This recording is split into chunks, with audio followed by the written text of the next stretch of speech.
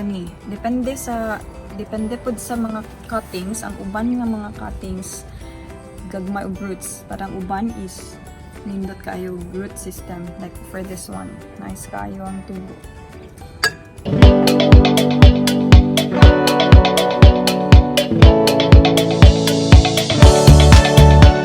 Actually kani sila pwede na ni sila tanan. No actually no, naiuban nga wala pa roots, like for this one wala pa yung roots, so ibalik natin na sa tubig.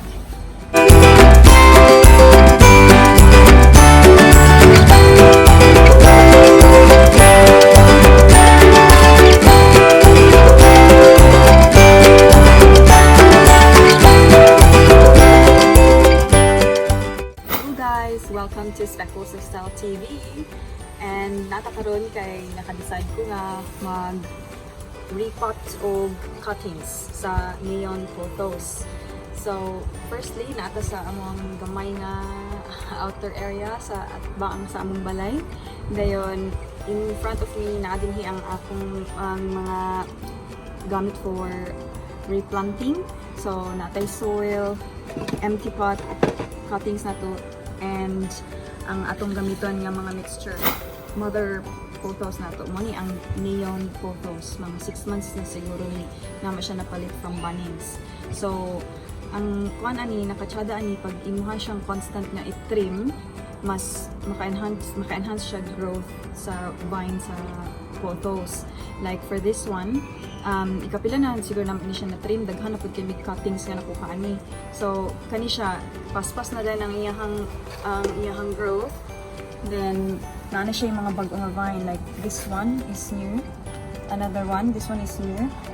Kay before na mo siya gi-trim, lonely kay siya nga plant, wala na siya ni taas, wala na siya ni bloom. Then after na mo siya nga gi-cut, mas nahinga siyang lively and mura na siya healthy looking na siya, mas nindot na siya tanawon ang mga cuttings. Actually sa isa lang ka vine daghan kay kag makuha nga mga cuttings. So meaning taas na kani siya nga plant unta, pero amo siyang gipang putol. So kani daghan na kay siya og roots. Look at that, healthy ang iyang root system. Mga ano na ni siya, mga 3 weeks ago na mo siya gi-propagate in water. Dayon so within 3 weeks amo siyang ginapulihan ang water para fresh ang iyang water. Mga I think mga after 3 or 4 days ginapulihan na ang tubig kay para mas ma-enhance ang root growth niya. Kay pag bago ang water, mas maka-provide siya enough oxygen para mag-grow ang mga roots.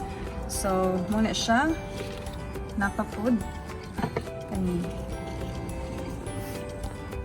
See this one, nice kayo. And then even nag-start na siya og vine. So kung depende ra pud sa inyo ha, kung gusto pud mo nga i-leave lang ninyo ang inyong cuttings sa water, pwede ra gihapon. Pero ako gusto man ko mas daghan pa nga plant, so ako siyang ibalhin sa ibalhin ako siya sa potting mix. So naapapod daghan siya actually, this one. So kani this one taas na kayo pud iyahang roots. So kani sila tanan ako ni silang ipang repot, butang sa soil to create more plants, to create more of these plants here. Ang atong gamiton nga soil is kanang actually old na ni siya nga soil from used plants before. Then ang mixture ano ra ni siya, regular potting mix ra ni siya, but mixed with I think 10% of perlite. So kani mo ni siyang perlite, nana ni siya dinhi, gamay ra mo na butang mga 10% ra siguro. And then this one is vermiculite. Wala pa may ka-try ani, pero this is the first time, so mag-experiment tag butang vermiculite mga 20% ani. So ingon dani maka-improve daw siya og moisture retention, drainage and aeration. So testingan nato ni siya, and then kani pong 20% sa peat moss. kuan po ani same ra gyapon ni siya maka-enhance og drainage, retain og moisture, maka-aerate sa soil, maka-enhance po daw ni siya og kanang growth sa roots para ma-healthy. So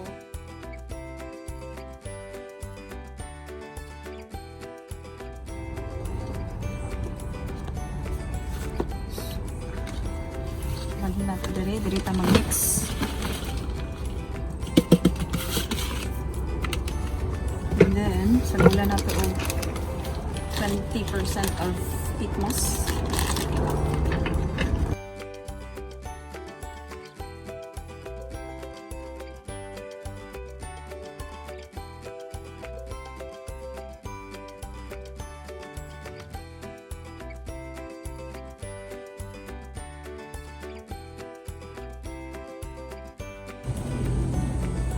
Next is vermiculite.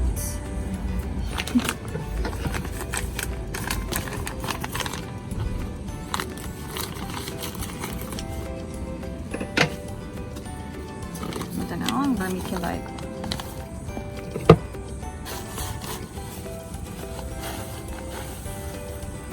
Ooh, nice. Tanawon. So, kung i-compare na to siya sa perlite, pakita po na ko sa inyo ha, unsay dagway sa perlite before na ko siya ibutang sa mixture. Just for comparison. Para ang perlite. Ang perlite, more siya og styrofoam. Nagugmay.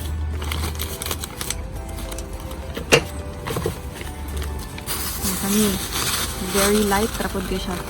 Kani, mani siya ang perlite. Mura siya actually og styrofoam.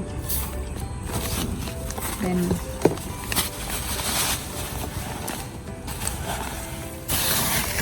so mani sila, vermiculite, perlite. Pareho sila gaan kayo.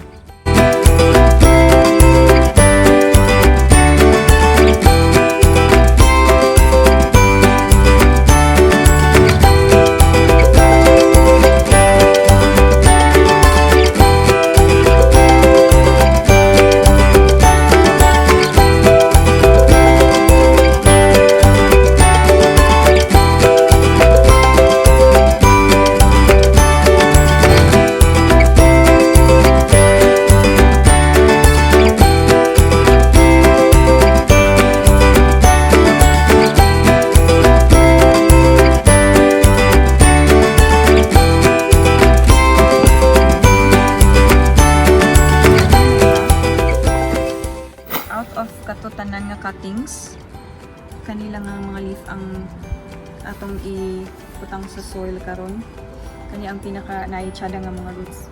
So let's replant. So nakoy kani siyang bamboo stick, gamiton nato para mag make og hole diri sa pot. Lang swirl and then i-plaster na to siya dito. Like that. And then that's one.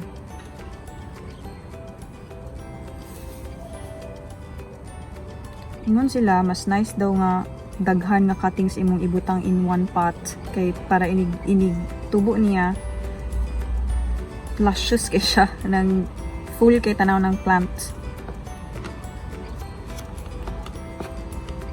Pero tanaw na to pila kabuk atong mabutang nga cuttings.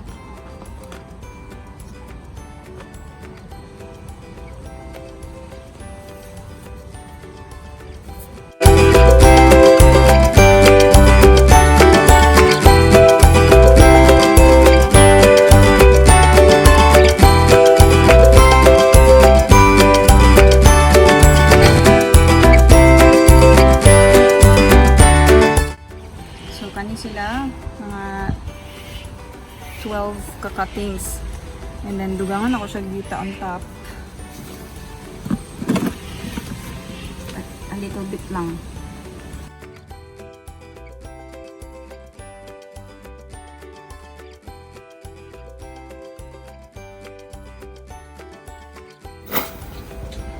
Ano nga hindi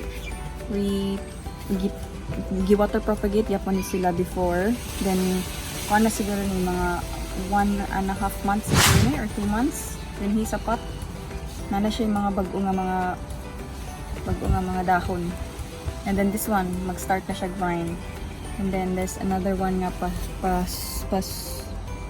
patubuhay pagawa sa ang dahon. So ang potting mixture ani is just regular potting mix soil and then 20% of perlite. Okay ra gyapon siya pero tan-aw na to unsa ang effect sa growth ani na ay peat moss and vermiculite. And then also daghan may actually collection of pothos. Kani siya katong golden pothos, golden ivy. Kuan gyapon ni siya, mga 3 months ni siya. So gikan po ni siya gi-water propagate. And then look karon, start na siya vine. Look na kay siya tanawon. Healthy kay siya. Then ang nakatsada po daning pothos is mo thrive ni siya even in low light conditions. So di gid siya kinahanglan nga daghan og light. So this one's looking really healthy. Nice kayo. And napod siya yung mga bagong mga leaves din mapatubo ay po. Medyo dry na siya. So kailangan na siya lubuan.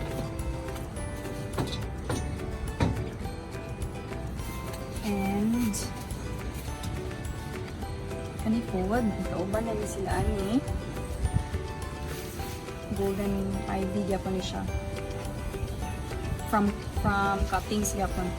Nag-thrive na siya, nice na siya, nagsugod na siya mga 3 months na sa dish siya in soil. Pero mga 3 weeks po siya in water. And then ingani na siya. And ang mixture ani is also regular potting mix and perlite. Pero nice gyapon siya, ga-thrive gyapon siya. So nice na sila actually. And then later on ipakita na ako sa inyo mga tanan namong collection sa mga cuttings sa pothos and ang mother pothos pod ani niya sa golden pothos. So this one na siya. So hopefully in a few months time pakita kung unsa na ni siya, kung nag-thrive ba ni siya or kung daghan na kay akong gibutang nga leaves sa isa ka pot, and if ganahan ba siya sa peat moss, vermiculite, perlite o regular potting soil. So let's see. Okay. Pag naka-transfer na nato siya sa pot, bubuan na nato siya. Para makatabang po di siya nga masettle in ang roots sa new soil.